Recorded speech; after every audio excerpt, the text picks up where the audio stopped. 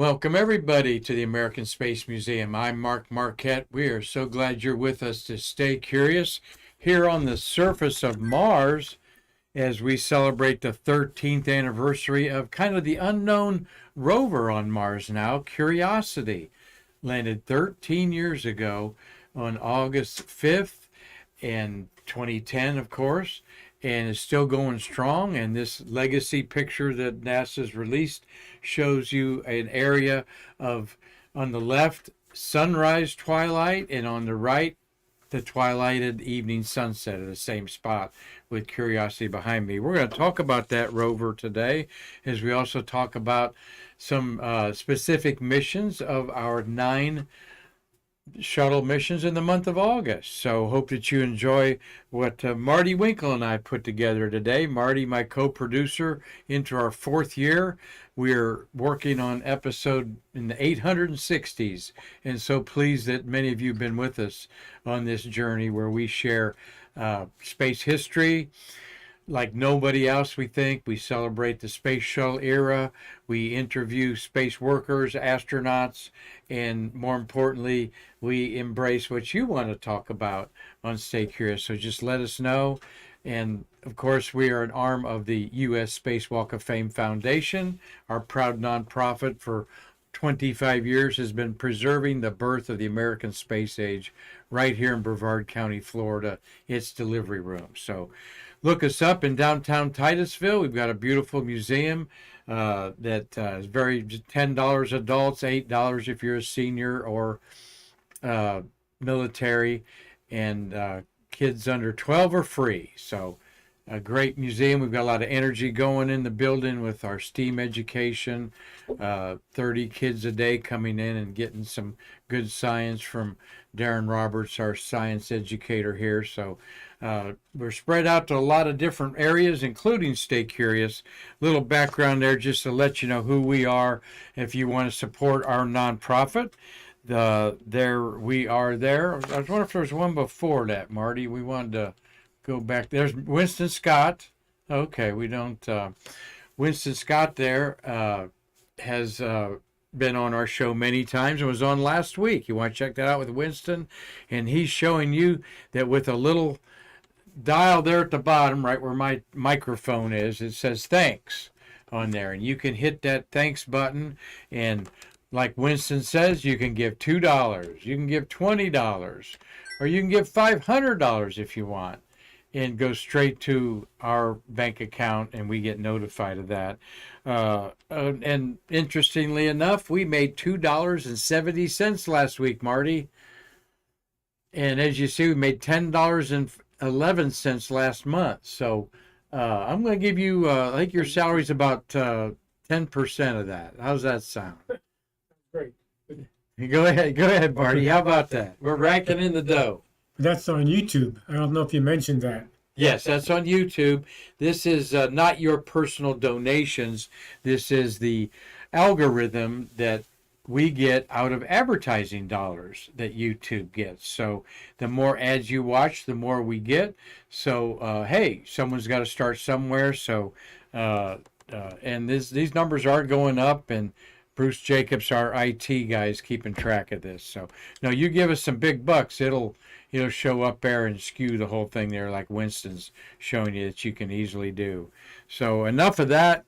We want to give a big happy birthday to this lady, Dee OHara. All right, the only one allowed to draw blood from the Mercury astronauts. The first NASA astronaut nurse, Dee OHara, is 88 years old today, and still promises not to write anything about her confidential knowledge about America's space heroes, and of course my heroes growing up. There's Dee at one of the Space Fests a few years back there, where she was a popular speaker. Dee OHara Dolores B. OHara was born August 9th, 1935 in Nampa, Idaho. She was the first aerospace nurse to the NASA's first Mercury astronauts, laying the foundation for the field of space nursing. Think about that. She did.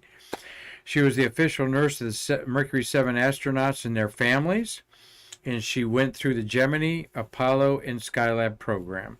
a popular speaker at space events. She enjoys telling some of her well-known stories about astronauts. She was interviewed for this book, didn't write it, by a woman back in the 1965. This book, OHara, Astronaut's Nurse, is hard to find and sells for 40 or 50 bucks in paperback. So if you have one, keep your hands on it. She's not written any memoirs of her experience, a promise she kept to the astronauts and their families. And being their nurse, she knew them intimately. One of the stories that is told about her by the Mercury astronauts is if you had a sniffle or coughed or sneezed, and you saw her down at the end of the hallway, you ducked into another office and shut the door so that she wouldn't pass by you and say, "Hey, come on to my office, we can take your temperature." So 88 years old for Dee Harris, one of a kind. We have a tribute to her in our women's gallery here at the American Space Museum. So, and we posted that on Facebook. There she is in her youth, and then there she is probably in her 80s, an attractive lady, and one of the icons of the America Space Program. Well, we love talking about the shuttles of the months, and the month of August has 9 shuttles, something we can sink our teeth into on Stay Curious and come up with the juxtaposition of 54 astronauts went to space, 53 crew, 6 women in the month of August, and 9 shuttles spent 74 days total in space. Now, Discovery had the most missions. That's why I have the D outside of the date at the bottom that they orbited. Discovery had 5 missions, and each of the other 4 orbiters each had 1 space flight in the month of August. So Discovery had 39 missions total. So, of course, you're used to seeing more Discovery missions every month. There's a couple months where it didn't have the most, though. We're going to talk about a couple of these shuttle missions coming up here. But out of these 53 crew members, you would think 2 or 3 of them would have repeat missions. Well, the only one I can figure out that went to space twice in the month of August is Jim Adamson. And here we're going to see a picture of Jim at a Mac computer where he and Shannon Lucid sent the first email from space to Earth, Johnson Space Center, on this date in 1991. All right, think about that. 32 years ago in space is the first email. How many emails were exchanged with the International Space Station today, you might wonder? If I'd have thought of that question 2 hours ago, I'd have looked that up for us, but I'll think of it here in a little bit. They even had a patch, all right, Mac in space, all right, and some of the symbolism there, the time, typewriter, they got a caduceus there. I'll have to ask Jim what that patch is all about next time I see him, and I've had the privilege to have lunch with him once a month in the Hugh Harris group with Jim Adamson, privileged to be part of. But there's their Mac in space, and here's what he and Shannon Lucid texted to or emailed to Marcia Ivins at Johnson Space Center. Hello, Earth. Greetings from the STS43 crew. This is the first Apple link from space. Having a great time. Wish you were here. Send cryo and RCS. Hasta la vista, baby. We'll be back. In Blaha, Jim Blaha was the commander. John Blaha, I mean. Mike Baker was the pilot, his first trip to space. Shannon Lucid, Jim Adamson, and David Lowe, who passed away over 10 years ago. David Lowe was part of that crew. So 32 years ago, over 3 decades ago, the first email from space. And wanted to single out Jim there. Like I said, I've gotten to know him a little bit. Great guy. A West Point graduate, a sharpshooter, the national champion of pistol shooting back in his day in college. He is a very much behind-the-scenes astronaut and was involved in creating the United Space Alliance that in the last 10 years managed the shuttle contractors. Jim was on STS-28 on Columbia in 1989. Don't know why I flipped those memes around like that. And this was a Department of Defense mission that he couldn't talk about, quite frankly. I'm going to grab my book there, Marty. Forgot to set that in front of me. But I wanted to say what STS-28 was. We did STS-43 then was in the shape of a Gemini or Mercury spacecraft on purpose, of course, to honor the legacy of the Mercury astronauts. Now, STS-28 actually was launched as a Department of Defense mission. Before those other ones. Where is STS-28? Wait a second. 25, 26, 27, 29, 30. There's 28. Out of sequence. It portrays the pride of the American people have in their manned spaceflight program. Depicts an eagle guiding the space program safely home. They're looking at Baja California, the west coast, as the space traveler re-enters the atmosphere. The hypersonic contrails created by the Eagle and Space Shuttle represent the American flag. The simple boldness of the design is symbolic of America's unfaltering commitment to leadership in exploration and development of space, and I might add defense of our country, as this was a top secret Department of Defense mission, flying probably a communications satellite that would relay information about the Star Wars technology that was efforted to space on 6 other Department of Defense missions in 1988, 89, and 90. The transition from the Reagan to the Bush administration. And talking to Jim Adamson about these missions on our Stay Curious program about 2 years ago, you can Google his name on YouTube. Jim just simply says we had some interesting assets at that time.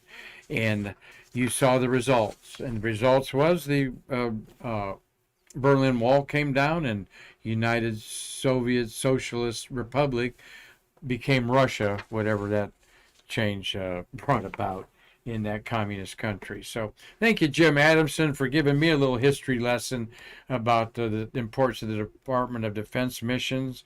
And then he flew in space again a little over 2 years later. And like I put there, and I emailed him today, you were in space in 2 separate spacecraft for 4 days, August 8th through 11th on there.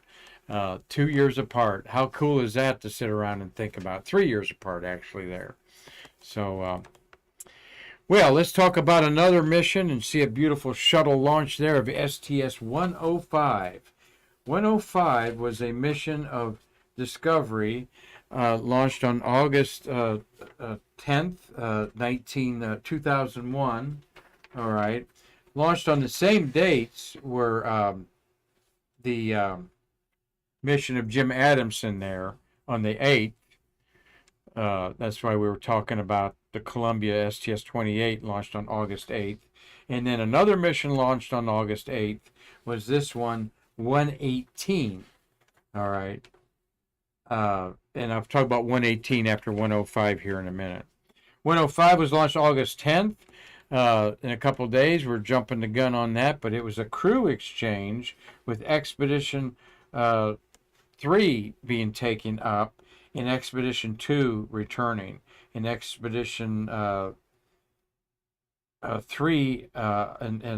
was James Voss, Susan Helms, and Yuri Usovich. So Susan Helms become an occupant of International Space Station on Crew 3, the first woman to be permanently occupied up there. And there's the pictures of them. The crew in the middle there, which is Commander Scott Horowitz, Rick Strutko, Daniel Barry, and Patrick Forrester were the crew members of Discovery. Rick Strutko is part of the Virgin Galactic team that is launching. I don't know if he's going to be the pilot but they're launching tomorrow a Virgin Galactic flight, I believe, with some paid patrons and then some members of their team to get used to going up there suborbital. So Rick Strutkow is part of that Virgin Galactic team now, and that's what the International Space Station looked like when this crew went up to space in 2001. We had just, of course, November 1999 is when the continuous occupation was. So we're continuous occupancy is working on 23 years. But that's what it looked like 21 years ago, all right? And then this is what the Crew 118 went up on August 8th, 2007. And they took up the station's backbone of it there. And left to right there, let's see, we've got seated on the left is Rick Mastracchio, who did spacewalks up there. He also rode to space on a Soyuz. You have above Rick is Barbara Morgan, fulfilling her teacher in space obligations. The other lady is why don't they have her listed there? I know that's Tracy Caldwell. Okay. And Tracy Caldwell Dyson, she is on NASA Channel all the time with Station Life. All right. The commander is Scott Kelly up there in the middle. You've got Charlie Hobaugh as his pilot beside him, and you've got Dave Williams is next in. Dave Williams is the Canadian Space Agency, and the other astronaut is Drew. Yeah, Alvin Drew there. I thought Alvin Drew flew that mission. There's another. So this might not be the right picture on there because I thought, yeah, Alvin Drew replaced the astronaut on the right for some reason. So we'll get that all straightened out. Sorry for the confusion here. I noticed that typo in my notes here off of not Wikipedia, but some other source. There's their patch. Okay. Maybe this will tell me who replaced Alvin Drew. That was Anderson. Okay. Yes, that pictured on there is Anderson. All right. And I'll get that straightened out there, but that's there. They have the backbone is the shadow in the background there, and you see the vector of the shuttle patch, or not patch, but emblem that you get, the pin you get for orbiting the Earth. This was just the 1, 2, 3, 4, 5. This is the 8th mission after Columbia. You had David Williams of the Canadian Space Agency, and Benjamin Drew. This is a patch where Anderson was replaced by Benjamin Drew, and I'll have to check that out. That happens. I think it was a medical emergency or a family, or he may have been the one that had a bicycle accident, and then he went up later. I think that's what happened to Drew. That he replaced him. So, stumbling along there, I guess, Marty. Expedition 69 is the crew that's up there now. We always want to think about those 7 astronauts on the International Space Station, all men. There's 3 Chinese on their own space station. Here is our international crew. Left to right is Frank Rubio, Russian Dmitry Petlin. They've been up there for 322 days. To the third man in is Sultan Al Nayed from the United Arab Emirates. He's been up there 159 days.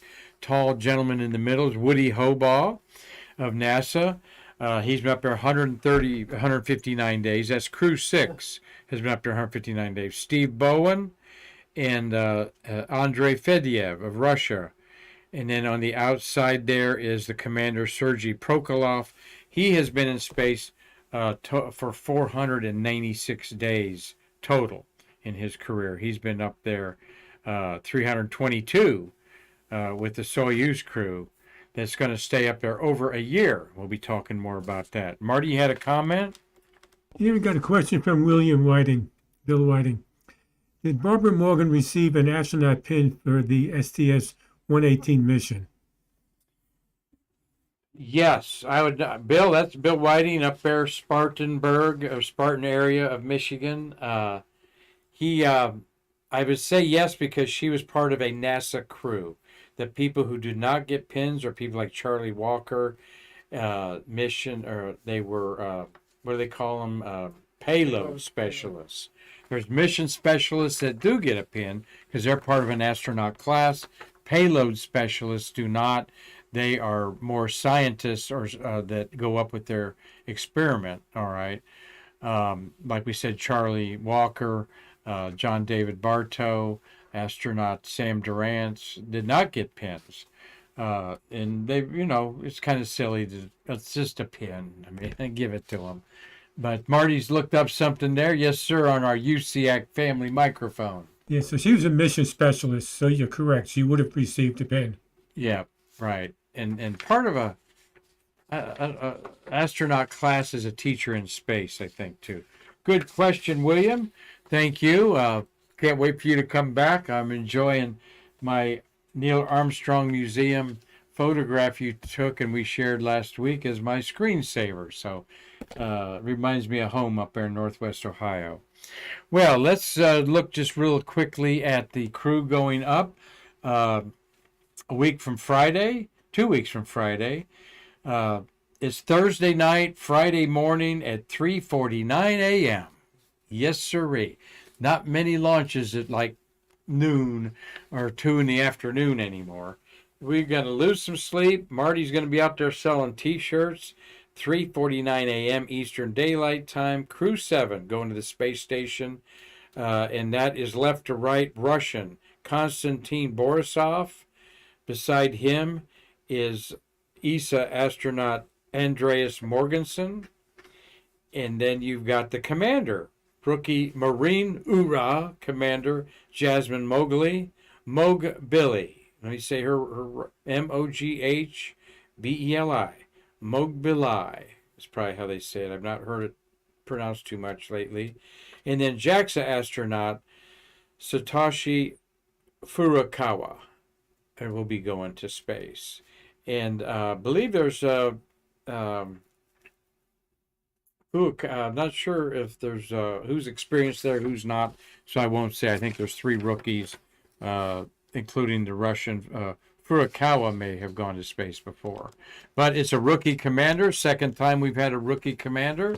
All right. A female rookie commander at that is Crew 4 had, I'm put myself on the spot there, was the Marine rookie commander of Crew 4. Or maybe it was Crew 5. Look that up for me, Marty, would you? Hate to leave her out as we're going to Mars here. They just splashed down. Maybe it's Crew. Yeah, Crew 5 or 6 had the rookie commander. It was a Marine too. So these women are in the queue to be the Artemis 3 moon-bound astronauts.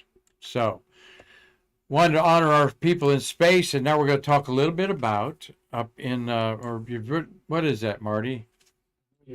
Oh, okay. Well, let's go to Mars. Quite a feat to go to Mars. Mars is over 50 million miles away. It is close to the sun right now. We're going to lose communication with our orbiters and the rovers up there. And like I said, 13 years for Curiosity to be on Mars, just over 2 for Endurance, our new rover up there. And then, not Endurance, Perseverance, with the helicopter called Ingenuity that was to make 5 flights and has made over 50 flights. So being 13 years on Mars, you're kind of not thought about, but a whole team of people are dedicated every day to talking to this beautiful rover. Look at the tracks that it is continually making there in the sand dunes of Mars. Could be my Jeep going through a rusty area of the Southwest near maybe the Grand Canyon. Mars does look a lot like Earth from the photographs, but it is cold. You're looking at a scene here that is not 80 degrees in the desert. It's the desert, and you're lucky to be 8 above zero. Mars is very cold because its atmosphere is very thin. In fact, Mars' atmosphere is about what jetliners fly at 30,000 feet. You couldn't really breathe it without help. And the radiation is horrible. It destroys everything on the surface like a permanent microwave. That's why we've not found any life on the surface. But I think underground we're going to find plenty of life teeming on Mars. And that's what the difference between the two rovers, Curiosity, here is Curiosity covered with Martian dust, and Perseverance. The difference is Perseverance is collecting samples of Martian dust, dirt, areas that look like could have had life in it, maybe fossils that we can't see till we crack open the little pebbles or rocks, leaving those in test tube size devices to be harvested maybe 5-8 years from now. All right. In fact, it's on the drawing board still. The spacecraft is going to harvest what Perseverance is dropping down, over 24 samples to be picked up and then brought back to Earth. I'm not so sure that humans might be able to pick those up and bring them back, because, like I said, that's a question of money to build the spacecraft to land in the same place that Perseverance did, and then bring back those valuable Martian soil. Perseverance in there. Her name is Mann, Nicole Mann. Marty, I just thought of it. Came to my head. Nicole Mann was the. Should have had you walk up and look in our gallery in there. But Nicole Mann is the commander of one of the SpaceX crews that went to the space station. So proud of our women astronauts. I don't care if they're women, Marty. If 2 women are qualified to be the first people to land on the moon, so be it. All right. We know that NASA is directing that the first person of color and the first woman go on the moon. So that'd be all right. I think Nicole Mann has some Native American heritage in her. But for me, if it was 2 women that qualified to go, so be it. We want the best people possible. Well, let's get back onto Mars. There's the Mars, the 2 rovers. This is the size of your neighbors or your SUV in the yard driveway. There, equipped with some of the most sophisticated type of artificial intelligence that was built at the time. When 13 years ago, Curiosity, well, that technology is probably 15, 20 years old now. But this is a technology that was then put into Perseverance when it landed 2 years ago. And the automation of the driving is what is important, because you have a 20-minute delay or longer between talking to the 2 planets. So you can't, with a joystick, control these rovers and tell them where to go. All right, which you could if you had a second or 2 delay built up in it.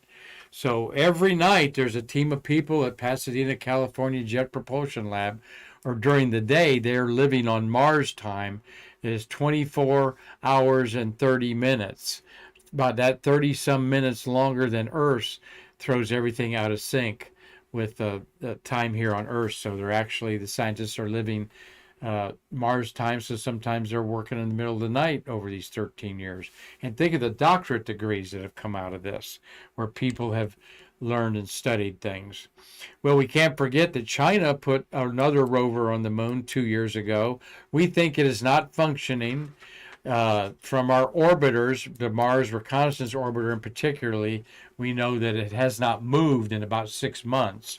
So its solar panels are covered with dust, and it's not getting energy from the sun, so it's probably not communicating anymore. But China's not going to tell us that. Our rover, let me go back to Curiosity there, covered with Mars dust, yet it has a radioisotope fuel, so the nuclear fuel eliminated the using solar panels like we did on the smaller golf cart size Spirit and Opportunity. Well, one thing I like looking at is being on the surface of Mars and where the wheels hit the ground, so to speak. All right, and this is showing you the relative wheel sizes of our Sojourner, which was the size of a little shoebox almost, with wheels on it that were very big. Opportunity and Spirit, that is not rubber, that is a type of alloy, but they didn't have much tread on them, and they figured out that the tread on Curiosity had to be more grooved. Now, what these nerds at the Jet Propulsion Lab did was they made some of the patterns being left on Mars spell out JPL. And also on Perseverance, they revealed that they put some hidden Easter egg Morse code into the tracks of Perseverance to be read. However, it's not like putting tracks on the moon. They'll stay there for millions of years. No, these tracks are going to be wiped away by the quite strong, despite the thin atmosphere of Mars, quite strong winds that they have a lot of dust devils around the surface of Mars. In fact, the whole entire atmosphere of Mars can get filled with this fine-grained sand on Mars, finer than talcum powder, and obscure the surface.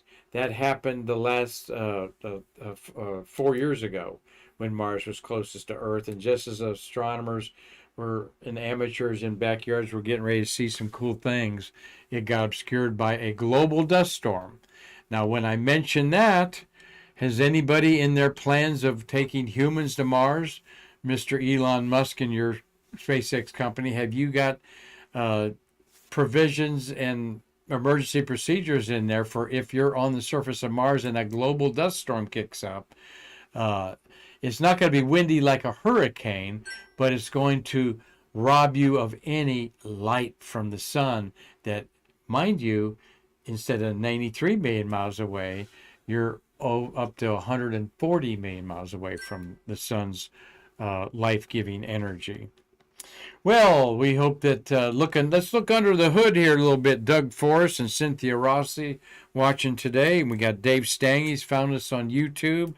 Robert Law, Tom Usiak, Neil 1030, and Marky Usiak. Good to see you up there, Mark. Thank you for your pictures of the launch out there at Wallops Island. I didn't get to them in time, but I'm going to show them this weekend because Mark has got a great shot of an exhaust up close. Hadn't forgot about you, buddy, but we've had a not super difficult, but with our friend Ozzy passing away, we've been busy with keeping his memory alive. Love this picture, Marty, as you're looking underneath the carriage of the Rover, and you see that it has pieces missing in one of its wheels. This has become a real problem with Perseverance was upgraded to better alloys once we saw the degradation the first 2 years in the Curiosity rover. So I love that picture. That was kind of early. This picture is like 10 years ago. There's a little close-up look at the tread, how these wheels were built. You got chevron features there that, yes, they had some cast to lay a JPL on there. You got stiffening rings. I forget the mass of these rovers. They're around over 1,000 pounds, though, for sure. It's almost a ton. And also keep in mind a sky crane with jets on it flew the rover under its belly and then lowered it with some ropes that were bought at a Walmart. And then those ropes were cut as the sky crane flew away and crashed. Quite an ingenuity way to land on the moon, or on Mars, the moon.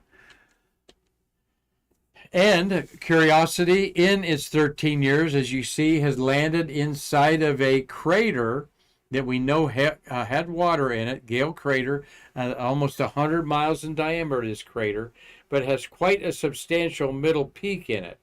We're not sure how all this happened. We don't think this was volcanic. Something impacted and welled up in the center, like throwing a snowball or mud ball straight down. And you've got a peak, central peak in the middle. But then that filled up with water 3 billion years ago when we knew Mars was wet as Earth in its early history. So you see the green. Yes, Curiosity's made it all the way to the top in 13 years. It's at quite a top vista, and it's great to look around and be me as this is the top of that vista. And it has traveled some 20 some miles in its 13 years, climbing up the side of this crater. Not possible without some help from an artificial intelligence. But basically, today's cars have adapted this technology where radio signals are sent out, and you know how far away and how big the rocks are, and you plot a path through artificial intelligence to get through that path in there. But look at these mountains. This is not Arizona, New Mexico, any southwest like that. This is the planet Mars. And the area that this is looking down on from the center was once covered in water, Marty. So if it was 3 billion years ago, you'd be looking down at, we don't know if there'd be trees there in the foreground, all right? We don't know if there, but we know that there's water covering that. And you can see the striated areas on the mountain range in the background. And here's a close-up of another area in this Gale Crater. You clearly see the layers of sediment laid down. That's the only way this can happen, folks. The layers of sediment on top of each other. This is how we know the epochs in history of the Earth, is by these sedimentary layers. And look at that in clear evidence, a wet Mars, and now it is a desert like a cold desert like Antarctica. So I hope that you've enjoyed going to Mars and going into Earth orbit and enjoying our birthday celebration with OHara, 88 years old today. Marty, anything else going on as we look at Winston Scott, reminding you, if you feel in your heart to help our nonprofit, we appreciate it. And but you just watching on YouTube, and stick around for one of those, or when you get up to go get something to drink, don't change the channel. Let a couple of those ads go up there, as we will keep you apprised at how we're doing with the advertising part of YouTube. Once again, we have a link directly to Facebook so that you can go to YouTube. They don't mind us doing that, but we can't make money on Facebook, but we can on YouTube, and a lot of people are out there doing it, so we're doing it. Proudly got my Apollo shirt on here, Marty, from the Apollo 3rd reunion. I just love the Grumman logo there. Want to show that off. I want to see this Grumman logo on something on Mars someday, Marty. Let's make that happen. So any final comments, my friend? No, except you won't see the Grumman logo. It's been replaced by the Northrop Grumman logo. Yeah, ain't that true? The Northrop Grumman logo. All right, thank you all for staying curious with us today. We've got Thursday where we're going to talk some more space history. Friday, we're going to tell you a little about things about the moon that I'm learning on my own, that many of you maybe know. We're going to talk about the alliance that China and Russia have forged, and are now really ambitiously announcing that they're going to be on the moon together by 2030, Marty. So that will be our future Friday, about the moon alliance between China and Russia. In parallel to our Artemis program, another moon race is on. So let's hope it's all in peaceful purposes and for the benefit of humanity. So hope that everybody's enjoyed Stay Curious. I'm Marquette, saying we'll have some more stories in space history for you tomorrow. Until then, make a reservation to come down here to Florida and the Space Coast and see our beautiful museum. I hope to meet you personally and bridge the space between us.